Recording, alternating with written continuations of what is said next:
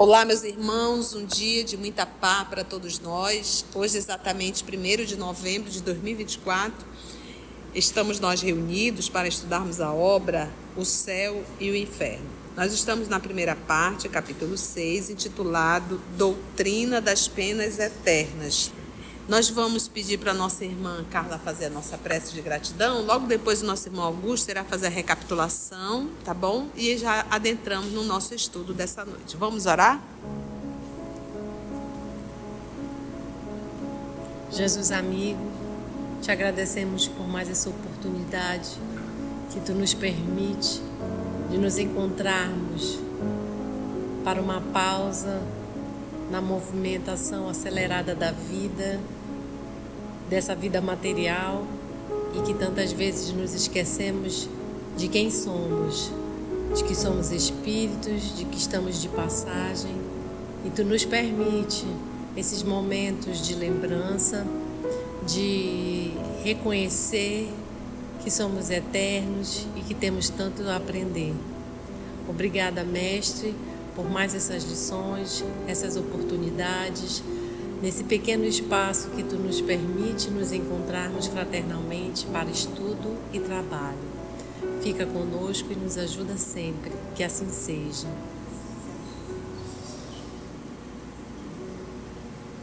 E aí, Augusto, comenta pra gente, por favor, como é que foi o último estudo? No último estudo, nós adentramos nos argumentos a favor das penas eternas. Estudamos o item 10 ao item 14. No item 10, o Kardec nos fala que o principal argumento do dogma das penas eternas que é pacífico entre os homens, é o ponto pacífico entre os homens, que a gravidade da ofensa é proporcional à qualidade do ofendido. E ele dá um exemplo que, se fosse um súdito, não seria tão grave a ofensa, mas se fosse um soberano, ela já seria mais grave. E aí ele dá um exemplo: e sendo Deus muito mais que um soberano, pois é infinita a ofensa, a ele deve ser infinita, como infinito deve ser o respectivo castigo, isto é eterno. Ele diz que para Deus já seria um castigo eterno. E aí depois ele começa a fazer a refutação, e a refutação como ele diz assim, desse ponto de partida, ele toma as premissas, né? Os atributos de Deus, que é único, eterno, imaterial, imutável, onipotente, soberano, justo e bom, infinito em todas as perfeições. E nos itens 11, 12, 13 e 14, ele pega essas refutações por base os atributos de Deus, em cima dos argumentos utilizados pelos homens a favor das penas eternas. E hoje a gente inicia o item 15. Vamos lá, né, Augusto? Por conseguinte, a doutrina das penas eternas, absolutas, conduz forçosamente à negação, ou, pelo menos, ao enfraquecimento de alguns atributos de Deus, sendo, portanto, inconciliável com a perfeição infinita. Estamos, assim, diante de um dilema: ou Deus é perfeito e não há penas eternas, ou há penas eternas e Deus não é perfeito.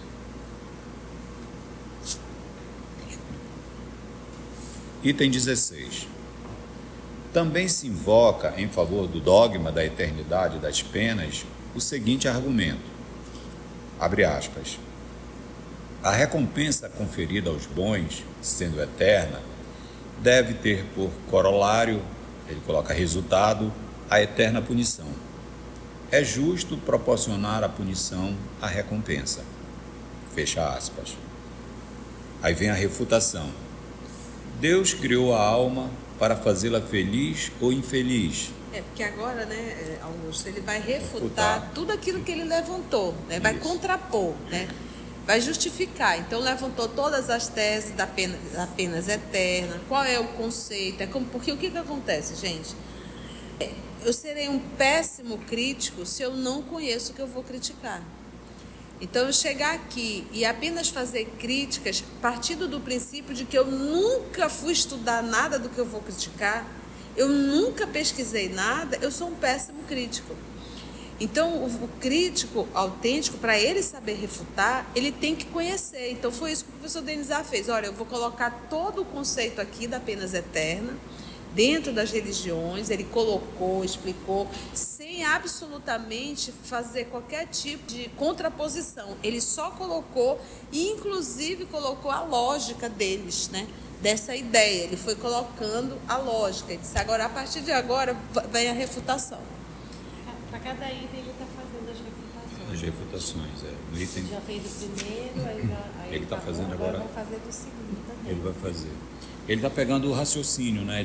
A refutação toda do Kardec está sendo do raciocínio dos atributos de Deus. Se ele é bom, se ele é justo, se ele é... Então aí ele faz coloca um atributo e faz a refuta. refutação. Isso. Bora lá. Refutação. Deus criou a alma para fazê-la feliz ou infeliz? Evidentemente, a felicidade da criatura deve ser o objetivo do Criador, pois de outro modo ele não seria bom. A alma alcança a felicidade pelo próprio mérito que, uma vez adquirido, não mais o perde. O contrário seria a sua degenerescência, perda ou alteração, né? A felicidade eterna é, pois, a consequência da sua imortalidade. Porque o que a gente... lembra o termo agora imortal? Ainda há pouco estávamos estudando o livro A Gênese, e coloca Deus, um dos atributos de Deus é que ele é eterno. E o que é eterno é aquilo que não teve começo e não terá fim. Imortal teve começo, mas não terá fim. Então, nós somos eternos ou imortais? Somos imortais, porque nós tivemos o começo e não teremos o fim. E aqui ele diz assim, e Deus criou a alma para nós sermos infelizes, porque grande parte seria infeliz se a gente for colocar as penas eternas, né? Porque a gente erra e acaba tendo um futuro de sofrimento e de dor. Ele diz que, evidentemente, a felicidade da criatura deve ser o objetivo do Criador, pois, de outro modo, ele não seria bom. Imagina Deus nos criar para ser infeliz? Aí ele diz que a alma vai alcançando a felicidade pelo próprio quê? Mérito. E o que é a felicidade? Então, se a gente for indagar aqui, o que é a felicidade? Então, se a gente tiver uma mente rasa, a gente vai colocar a felicidade como coisas horizontais, né? Coisas aqui da terra, coisas horizontais. E a gente acredita que isso é felicidade. E mesmo que seja, à medida que você vai conquistando, você vai percebendo que você não se sente pleno. Então você vai em busca de outros, e até você entrar numa crise existencial. Procurei tudo, encontrei tudo, o que eu achei que seria felicidade, e continuo infeliz. Então, por isso a gente vê pessoas de sucesso com depressão, ricos, milionários, em crises. Então a gente observa que aquilo que a gente... casais em crise. Então, até a gente entender que aquilo que a gente rotula de felicidade não é. Então, à medida que nós vamos também despertando e amadurecendo, os nossos focos vão se modificando. A gente sai da horizontalidade e entra na verticalidade. Então, é a hora da gente entrar no movimento vertical. Ou seja, horizontal é terra a terra, vertical eu para o universo, eu com Deus. Esse é o movimento realmente. E aí ele diz, a alma alcança a felicidade pelo próprio mérito, que uma vez adquirido, não mais o perde. E ele está falando dessa felicidade plena. Não mais a felicidade transitória, a felicidade plena. E essa nós alcançamos pelo mérito. Mas Deus, nosso Pai, nos dá todos os recursos para nós alcançarmos. Mas todos. E aí ele diz que a felicidade eterna é uma consequência da nossa imortalidade. Antes, porém, de chegar à perfeição, tem lutas a sustentar, combates a travar com as más paixões. Não tendo-se criada perfeita, mas suscetível de o ser, a fim de que tenha o mérito de suas obras, a alma pode cair em faltas. E aí quando ele fala aqui, olha, antes de chegar à perfeição, e aí ele diz assim, temos lutas a sustentar, combates a travar contra as más paixões. Então, quando a gente fala do nosso processo de evolução, mesmo aqueles que seguiram a reta, eles tiveram que combater as más paixões. Eles só não caíram. Nós, os terrícolas, caímos. Então, a gente combate as más paixões dentro da gente? Não, quase sempre a gente segue o curso com elas. Então, combater é uma luta. Combater não é fazer o que eu quero. Combater é fazer o que eu devo perante a divindade. Quem está pronto? Quem quer ir para essa luta? São poucos. Tanto é quando a gente fala alguma coisa que vai de contra e mexe na ferida, o pessoal dá um papoco. Por quê? Porque ninguém quer ir para o combate.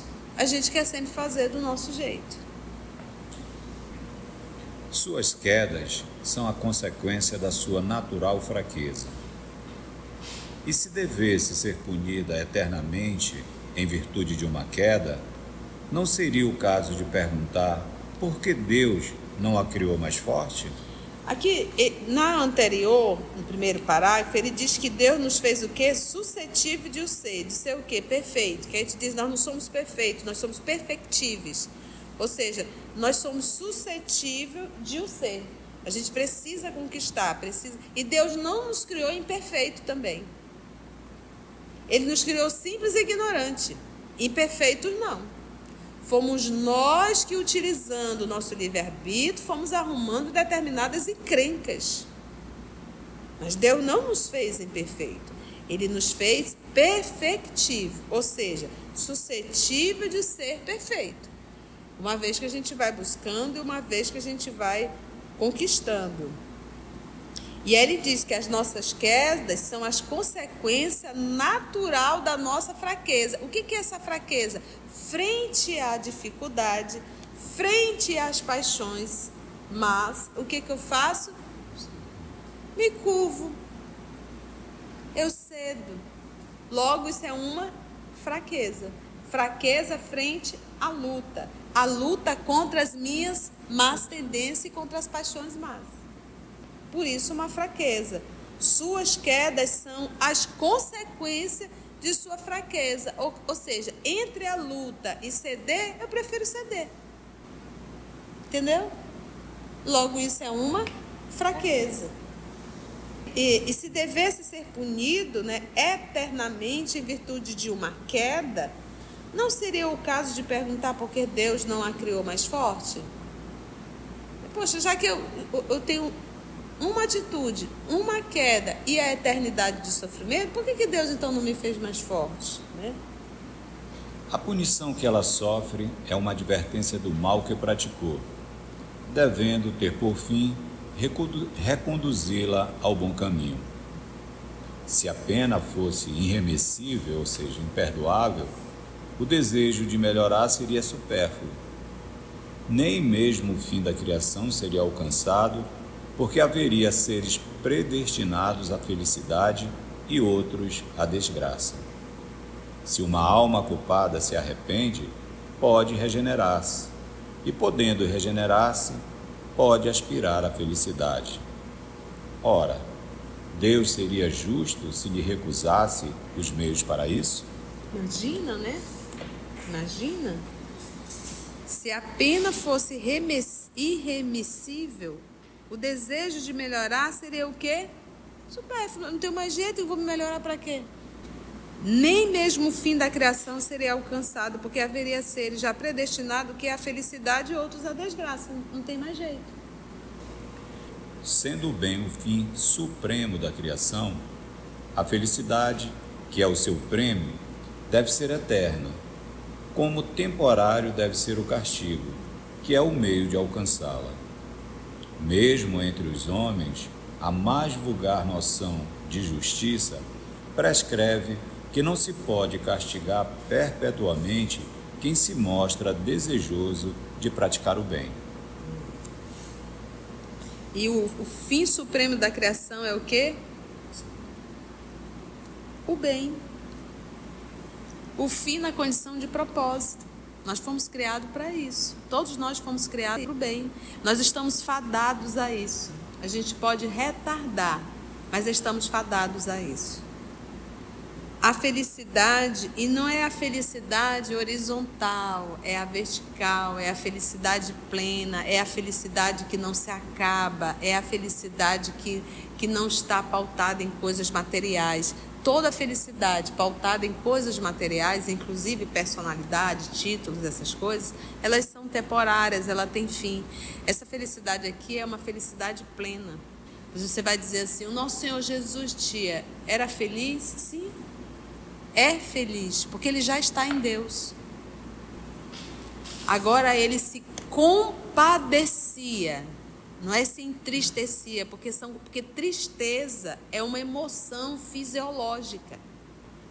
Se compadecer é um sentimento. Então Jesus não se entristecia, mas se compadece das nossas escolhas. Que é o seu prêmio, deve ser eterna, como temporária deve ser o castigo. Então, a felicidade e o bem é o seu prêmio. E deve ser o que? Eterno. Como também temporário deve ser o castigo. A função do castigo, aí diz, tia, eu não gosto dessa palavra. É problema seu. Você vai ter que ver por que você se incomoda com essa palavra. Que gatilho isso está em ti. Tu vai te vincula à Idade Média, tu te vincula, de repente, ao que sofrestes lá, isso é um problema teu, individual. Então, o problema é teu com a palavra. Mas castigar é um processo de correção. Aqui o conceito da palavra é essa. Né? É um processo, então, lembra de dizer, a mamãe me castigou, papai me castigou, me tirou o celular, né? Eu estou de castigo. Não é isso? É isso que a gente tem que entender. Então, e o processo é o quê? É punição? O processo é o quê? Correção. Castigo é sinônimo de correção. Não é tortura. Educativo. Hã? Educativo. Educativo, corretivo. Então, deve ser eterna, como temporário deve ser o castigo, que é o meio de alcançá-la. Então, o próprio castigo é uma forma de dizer, olha, você está vendo?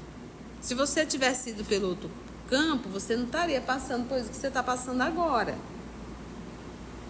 Mesmo entre os homens, a mais vulgar, né, a mais comum noção de justiça prescreve que não se pode castigar o quê? Perpetuamente, não tem? Quem se mostra desejoso de praticar o bem.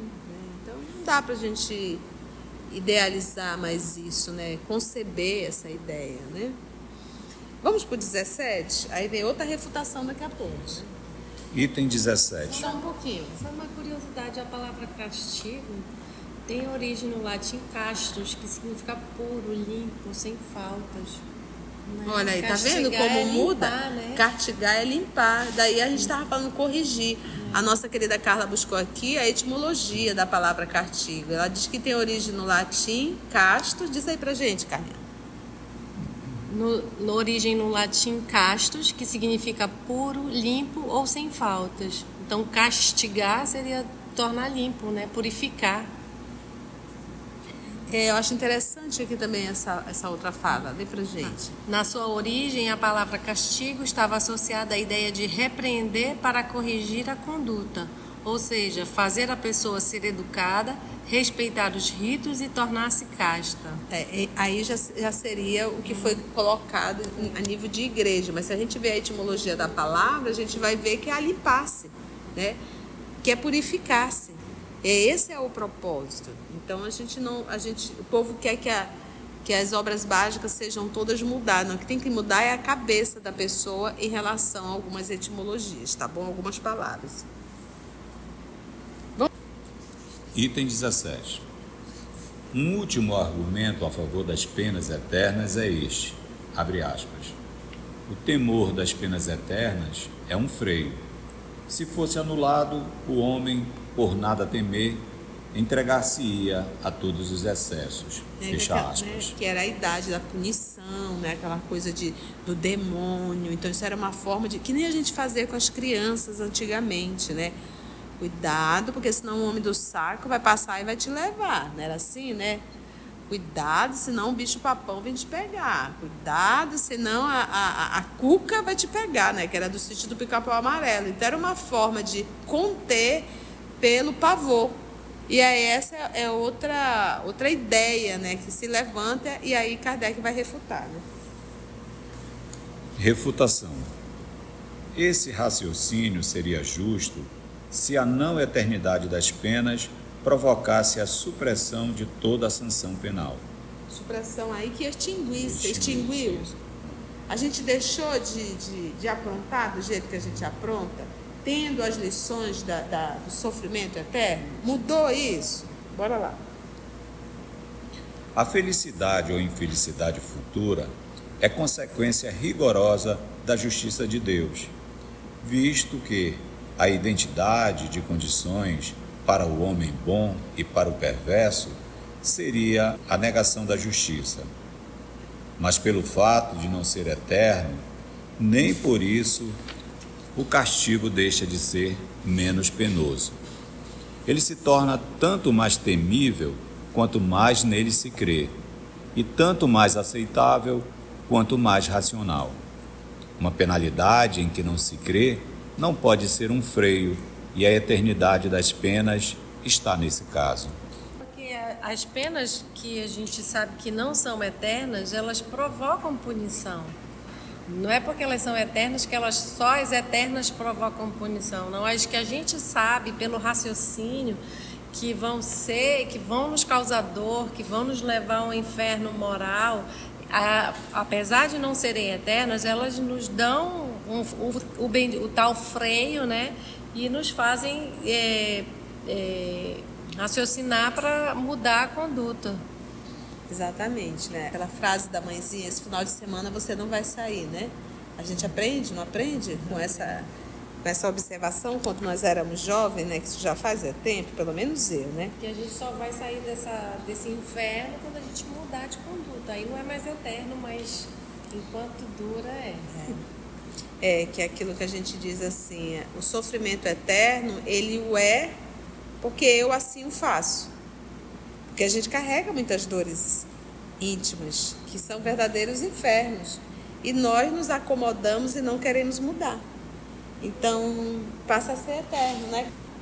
Para finalizar... A crença nas penas eternas, como já dissemos, teve a sua utilidade, a sua razão de ser em certa época. Hoje, não somente deixa de impressionar os ânimos, como até produz descrentes.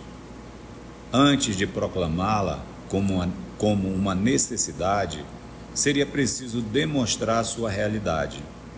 Além disso, seria preciso observar a sua eficácia junto àqueles que a preconizam e se esforçam por demonstrá-la.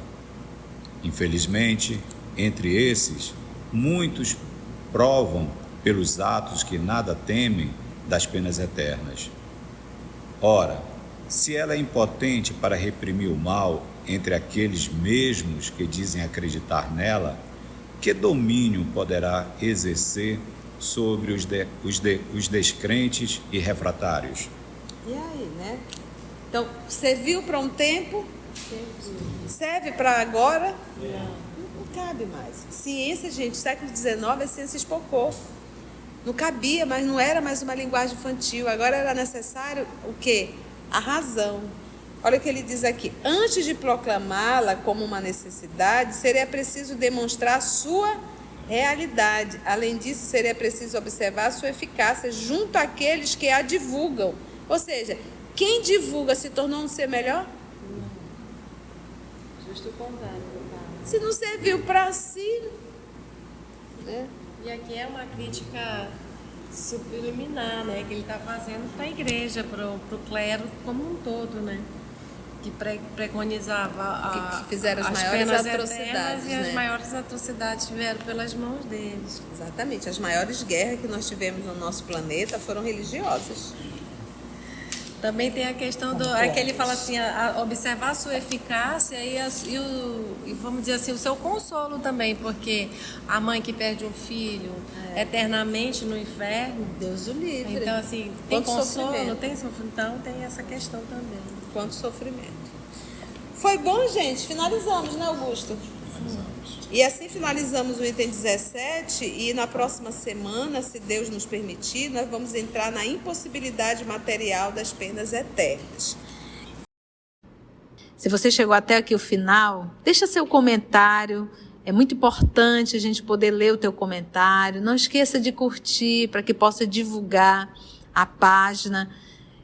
Dá o seu like, né? E, se possível, faça a sua inscrição no nosso canal e toca o sininho. Porque quando você toca o sininho, o YouTube avisa para você quando o EOS publicar um novo estudo. Então, receba um grande abraço da família EOS Manaus. Antes de orarmos em agradecimento, vamos ouvir algumas considerações da tia que destacamos neste estudo para a reflexão dos ensinamentos.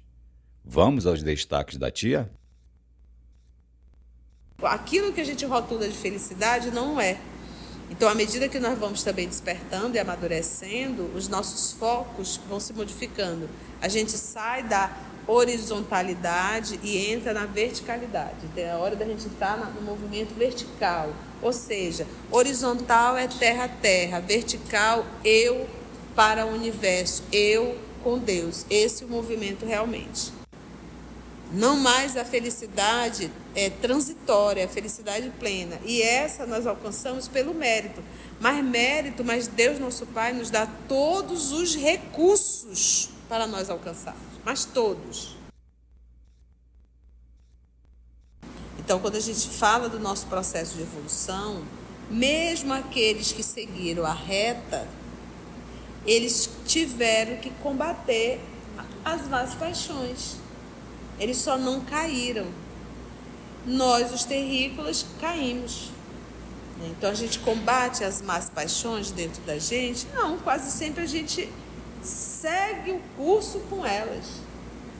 Então, combater é uma luta. Combater não é fazer o que eu quero. Combater é fazer o que eu devo perante a divindade. Quem está pronto? Quem quer ir para essa luta? São poucos. Tanto é quando a gente fala alguma coisa que vai de contra e mexe na ferida, o pessoal dá um papoco. Por quê? Porque ninguém quer ir para o combate. A gente quer sempre fazer do nosso jeito. Deus não nos criou imperfeito também. Ele nos criou simples e ignorante. Imperfeitos não. Fomos nós que, utilizando o nosso livre-arbítrio, fomos arrumando determinadas encrencas. Mas Deus não nos fez imperfeito. Ele nos fez perfectivo, ou seja, suscetível de ser perfeito. Uma vez que a gente vai buscando e uma vez que a gente vai conquistando. E aí ele diz que as nossas quedas são as consequências natural da nossa fraqueza. O que é essa fraqueza? Frente à dificuldade, frente às paixões.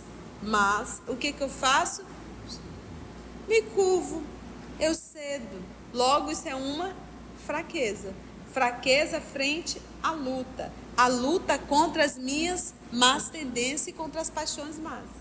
Ou seja, entre a luta e ceder, eu prefiro ceder.